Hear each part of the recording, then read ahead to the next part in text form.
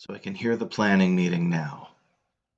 When they went to Icespire Peak, when they went to Velosk, every time they hit a milestone, they went higher up the mountain and they got another quest giver.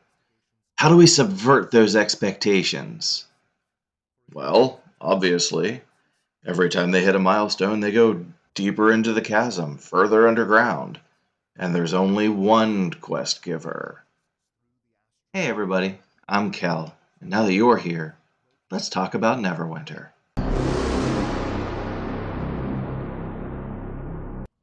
So like I said in last week's video, the Chasm really came as a pleasant surprise to me, with the level of characterization and just the way that it fleshed out these 4E Dungeons and Dragons concepts of the Spell Plague and the Spell Scarred, and this idea of Scar Company defending maybe not just Neverwinter, but possibly all of the Sword Coast from the things coming out of the Chasm. I just really kind of fell in love with the storyline and the characters that I met.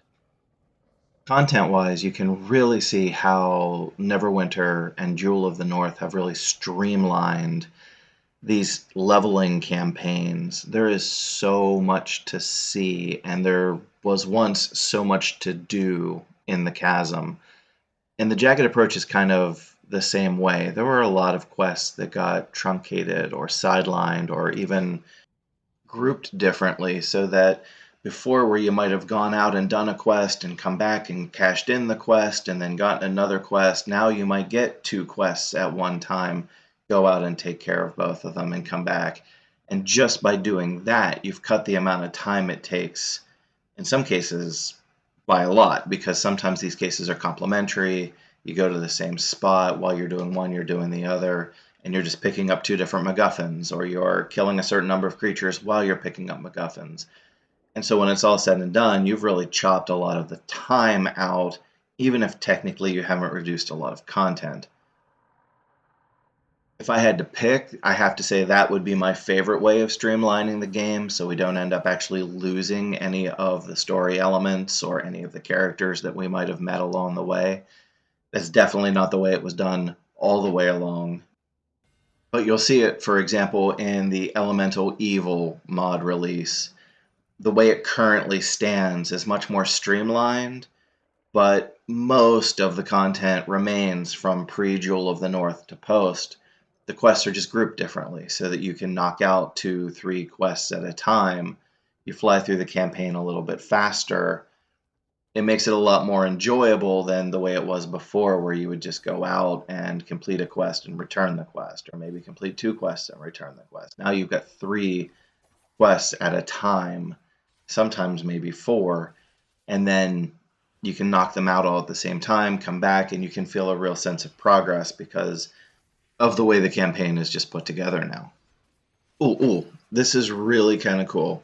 That Thieves' Ledger is one of the 2 things here in the bottom of the Chasm that have stuck around since Jewel of the North came along and streamlined so much, that they remind me a lot of that lair on the middle of Icespire Peak that's just got some trolls and some wolves and this thing that you can take back to the next dwarf up the mountainside.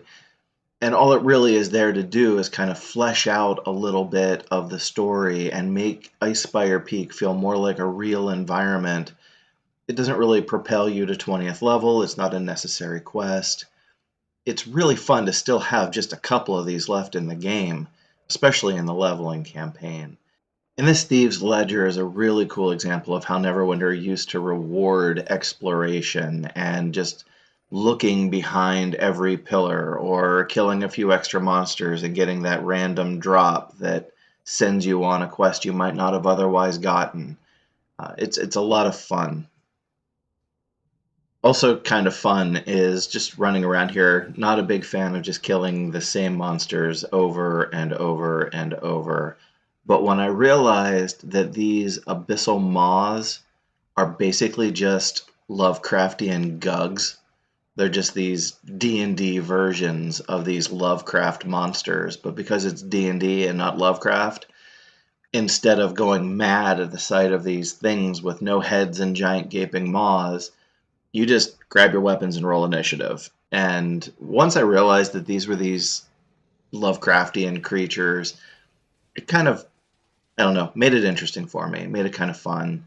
I really enjoy the, well, not the cosmic. They do a good job of avoiding the cosmic to keep it fantasy, but just the weird element of it and those weird tales kind of ways. In this Chasm adventure, which is really just like The Thing or some other type of body horror just seen through a fantasy lens, throwing in these kinds of creatures really adds just a element of cool if that's your thing, if that's the sort of thing that you enjoy.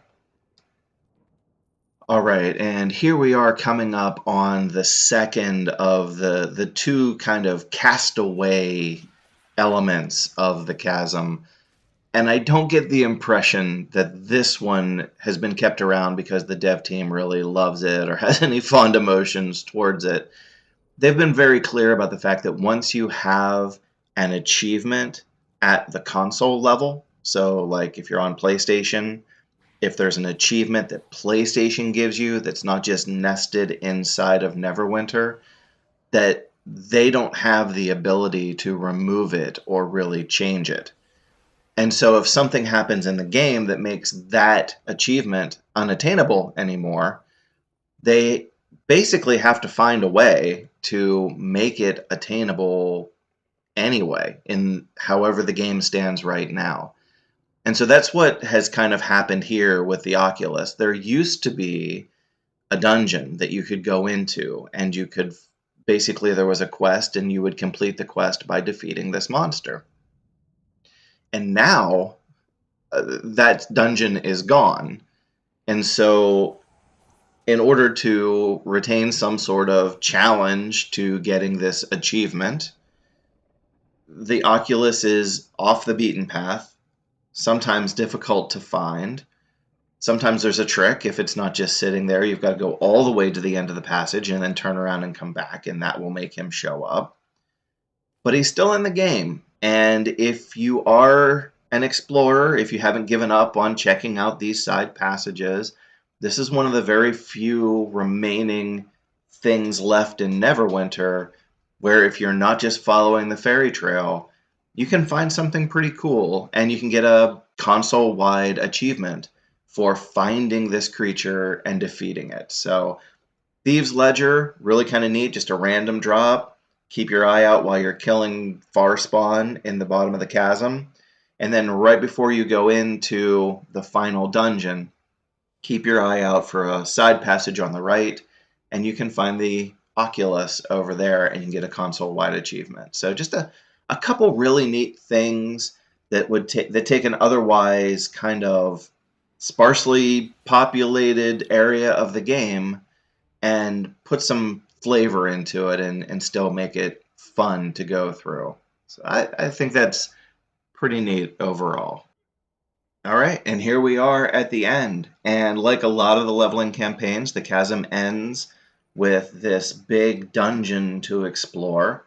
And what I really like about the chasm is that it doesn't end with the spell plague caverns, because the spell plague caverns are now the end of the cloaked ascendancy.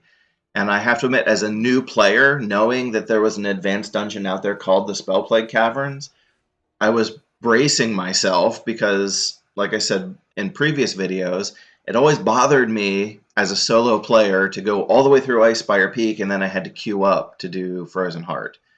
And so the whole time I was playing the Chasm, my first time through Neverwinter, I kept thinking in the back of my head, okay, when I get to the end, I'm going to have to queue for Spellplague Caverns. I'm going to have to do that in order to get to the end of the storyline that I've been exploring all through the Chasm. And it was so nice when I got to the end of the chasm, and instead of being told, now go to the queue window and see how the story ends, I was able to go through the Jagged Approach and go through this dungeon and actually complete the story as a solo player and see how it all ended.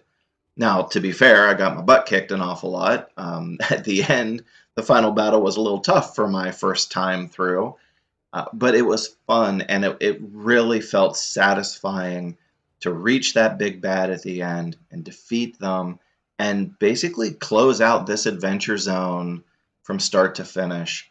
And if there is one thing that I love about the leveling campaigns, it's giving you that feeling of start to finish. I completed what I started, and the bad guys are defeated, and I'm moving on to the next storyline right now, knowing that the last one's done. Not I had to sit in queue for 45 minutes and maybe have the tank disconnect halfway through, and then the healer didn't know what to do, and maybe the DPS weren't strong enough because, hey, if we're all in leveling campaigns, odds are we're not powerful enough to do this kind of stuff. And that wasn't really that different back in the day either, because if you were just powerful enough to make your way through Icespire Peak, you probably weren't powerful enough to be a real contributing force in your queue group as you went through Frozen Heart. And nobody liked to be the person who just kind of ran along and picked up all the treasure bags that the really powerful characters left behind as they flew to the end of the dungeon without you. Okay, final battle time. You've made it all the way to the last confrontation at the end of the chasm. And I have to admit, I mentioned earlier on my first playthrough, this was really challenging for me. Part of that is because somehow I got it in my head that there would be endless waves of far spawn coming out of that pool in the middle of the room. And I had to destroy all the crystals as fast as possible.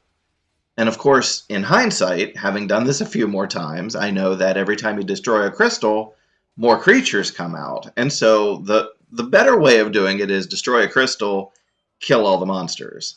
But since I thought there were monsters coming out in endless waves and it was a race to destroy the crystals, the first time I played this, I'm summoning wave after wave of monsters trying to destroy the crystals before I get completely annihilated. And then, of course, this thing comes out. And since I'm in a panic, I'm thinking, oh my god, that bar is registering the hit points of all of the far spawn that are in this room. Like these 3 Nothics that came out. Anyway, it was a mess, and I died over and over, and I used up a whole lot of scrolls of life. But in the long run, I got through it. Tough little dwarven fighter managed to get through all of these creatures, and it worked out pretty well. And it's just kind of funny to look back on. I don't know, have you ever completely misjudged the mechanics of a situation and ended up spending way longer than you ever needed to complete a queue or hopefully an instance? Because I know it's 10 times more frustrating when one of us does that in queued content with 4 other people who probably do know what's going on. I'm not saying I've never done it. Just if you have, just leave a comment. I'd love to hear about it. And here we are at the end again. Corthon is going to send us back to Sergeant Knox, and Sergeant Knox is going to give us a couple of quests that we can go on to finish out our adventures in this part of the game. And all that's left from this point is 1 more adventure zone, and we are done with the leveling campaigns. We'll be level 20, we'll be all grown up, and we can use any items that we want in the game. So that's for next time. Thank you for talking about Neverwinter with me today. I hope you enjoyed what you saw. If you did, please consider liking and subscribing. Leave a comment down below. And we'll see you next time when we talk about Neverwinter.